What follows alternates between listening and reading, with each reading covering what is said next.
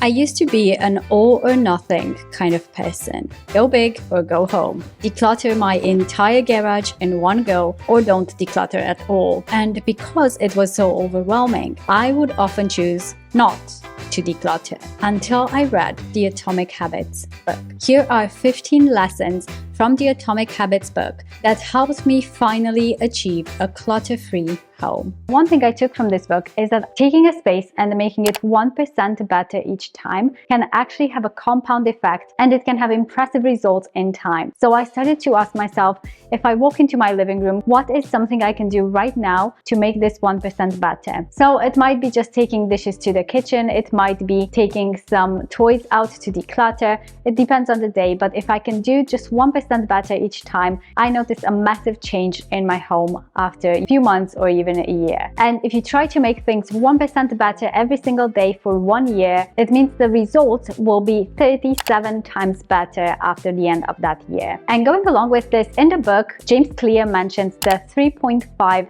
degree example or rule. So he gives this example of a pilot, if he's flying a plane from LA to New York, if he changes the degree of the plane's trajectory by even 3.5 degrees, the plane will land in a completely different location, not in New York. So what I took from this is that we are all on a trajectory. When it came to my home, I was definitely on a trajectory of adding more stuff every single day or every single week and not really taking a lot out, so not really decluttering much. And so if I looked at that, I realized even if each day it feels like, oh, I'm only adding this tiny amount, it's not gonna matter. The trajectory of the amount of stuff we're gonna have in our homes, it's gonna go up and up. That was a real eye-opener to how much stuff I had accumulated by just adding a little bit each time. And so I tried to change that trajectory to where I made decluttering more of a habit, something I do on a consistent basis. And so the amount of stuff has slowly gone down. And this can be something we can apply to decluttering, to weight loss. We always feel like, you see a lot of advertisement, lose weight fast in 30 days. So even postpartum, when I was trying to lose some weight, I tried to remember this, that if I do a tiny change each day in the right direction, it will take me to the result I want to get in time. But it doesn't sound that great in marketing, does it? No, they usually want you to do something fast, something quick, something that gets you results right away, but it's usually not a sustainable thing. And so this rule really stuck with me. Make it obvious. This is part of his habit loop. So this first thing is the cue, and the cue is the trigger that starts the behavior we want. For example, I wanted to read more, so I started leaving a book on my nightstand at all times. So when I went to bed, I saw the book there. It was kind of a visual cue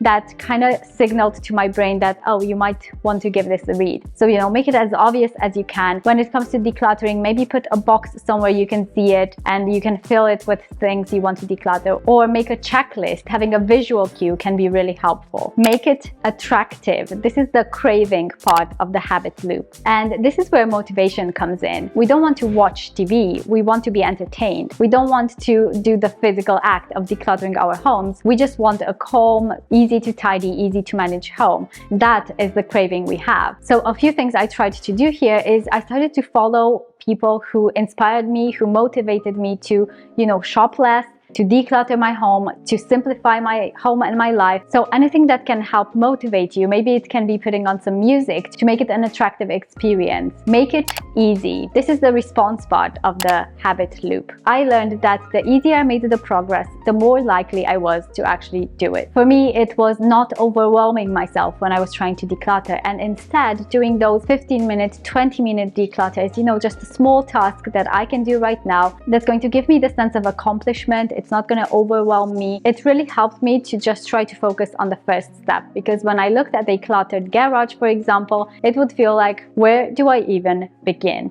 But if I think, okay, I'm just gonna do this tiny area or this little storage box, I'm gonna go through it and declutter it. That feels attainable. That feels much easier than looking at the whole big space and just feeling overwhelmed. So just take the first step. He says, if you're trying to train for running a marathon, just put your shoes on first and focus on those small steps. You know what they say, an object in motion stays in motion. That's Newton's law. But I have found that to be true, because I noticed I would set myself a timer for 15 minutes to declutter just one small area. But once I was in it, I actually felt like doing more a lot of the times. And also make it satisfying. This is the reward part of the habit loop. A few things I try to do to kind of make it more rewarding for myself is to, for example, take before and after pictures of the space I was decluttering. That can feel so rewarding just looking at that. You don't even have to post them anywhere, just for yourself. One thing I've tried to do to help with this, to make it a more rewarding experience, is I actually created my Simply Decluttered program. So I won't go on about it, but if you're interested, it will be linked down below. Full of before and after pictures. It's so motivating, and if you're kind of struggling with this, it might be a good thing for you. The habit loop, and this is the thing that brings together all of those 4 stages I just mentioned. So, you know, if all of those 4 steps don't actually come together, then creating that new habit is going to be very hard. But when it does, creating a new habit like keeping a decluttered home is going to be almost like brushing your teeth. It's going to feel effortless and just something that you do naturally. Habit stacking was something that really stuck with me from the book. So if you can attach decluttering, for example, to a habit that you already do in your day, it's going to make it so much easier to stick to. It's going to trigger in your brain that it's also time to do the decluttering habit. For me, for example, if I'm walking through the door, I just came home, I try to remember to put the things I came in with away where they belong. Or I also started doing emptying the dishwasher in the morning while I was making coffee or breakfast. Think about the things you already do in your routine, and how can you add decluttering or tidying or any other habit you're trying to form, how can you add it to those already formed habits? The 2-minute rule is a good one. You know, if you're looking around your home and there's something that takes less than 2 minutes to do, maybe it's replying to that birthday invite your kid got, maybe it's just taking dishes from the living room to the kitchen. If it's something that takes less than 2 minutes, then just do it straight away. It's going to free up so much time further down the line because you're not going to have a mountain of things piled up for you to do. The identity habit. I learned that the way I identified myself actually played a big role in how I kept my home, how I ran my business, and pretty much everything in my life. So back when I thought to myself, well, this is just how I am when I run my household, you know, it can be messy, things are left around, I'm not a very tidy person. Your brain is constantly trying to prove to yourself the things you say to yourself. So if I said that, it meant I was more likely to leave things out. I was more likely to do the things that kind of person would do. So it truly is a mindset shift, an identity shift. So I try to think to myself, I am an organized person. I am a tidy person. I am a person who puts things away where they belong. The more you do these little things to prove to yourself that you are that kind of person, the more that identity builds and the easier it will get to do those things effortlessly. Another thing I found really helpful is reading about the dopamine effect. So when we think about decluttering, if we can make it enjoyable, like I mentioned, if we can make it rewarding, it's actually going to give you a dopamine rush. Even just clearing up a shelf or clearing up a cupboard, even those little actions can give you that little dopamine rush, which means it's going to make you more likely to want to do that again. The immediate return rule.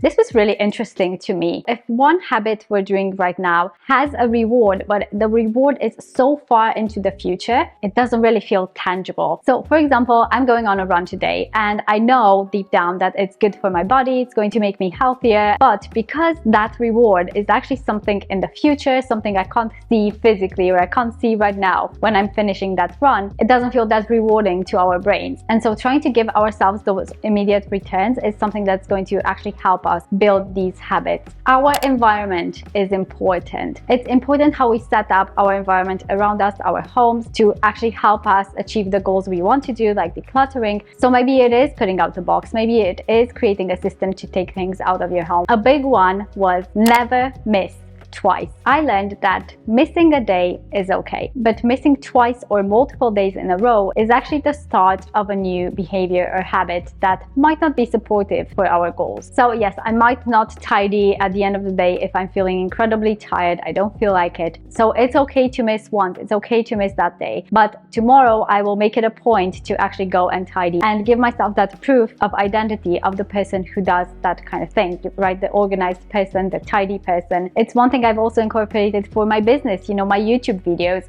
I try my best to never miss twice. So I try to upload every Saturday, as you might know. So it's okay if I miss one Saturday, but I will absolutely try my best not to miss 2 Saturdays in a row. And I mean, you can keep me accountable to that. If you do see me missing multiples in a row, please give me a shout. Systems over goals. I have definitely found when I set a big goal, it's not that it's not motivating, it's obviously good to set goals, but it can feel a bit too far into the future. It can feel a little bit out of reach. Whereas when we set systems, you know, the little things we do every single day, every single week, that's when we start to see results, because actually we need systems in place, not just big goals. Of course, we want a calm and decluttered home, but do we have the systems to get us there? And this can be creating those daily or weekly routines of cleaning, tidying, decluttering, maybe those checklists. I have a free checklist for you if you need help with decluttering. That's always linked in the description box. Let me know how you're getting on with your decluttering, and I'll see you in the next video.